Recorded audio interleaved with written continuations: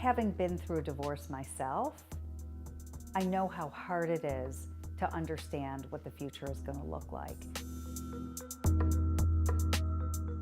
One thing I noticed early on in my career was that people don't really know much about how to buy or sell a home. And I always found it very surprising that, this is something we're not taught in school, and it's a very important life skill. So if you're thinking, I'd like to stay in my house for the next few years until my child graduates from high school, or do I need to go into a smaller home? You need to first understand how much it costs for you to live in your current home. That's a number that you will compare against all your other expenses when you look at what your alimony and child support are going to be, as well as maybe what your inheritance is if a spouse passes away.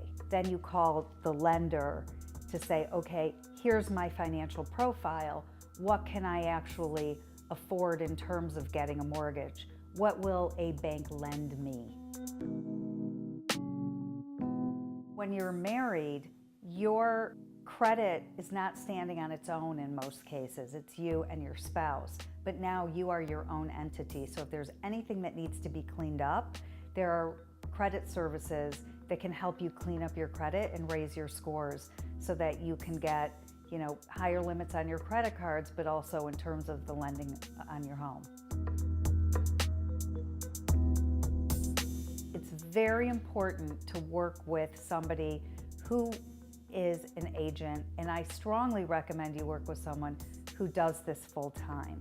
The business is very complicated. While many people think it's simple, there's a lot of nuance to every single deal we do.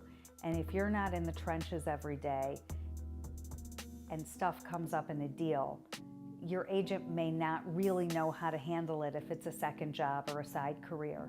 You also want to work with somebody who is seasoned and understands that you are entering into a new phase. So while your best friend may have a sympathetic ear, they may not be the person that you want to expose everything to.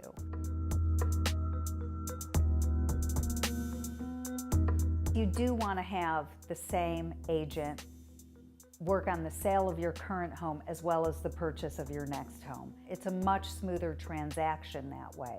Sometimes people are very focused on the emotional aspect, but this is just as important, because when push comes to shove, you're now in charge of your destiny.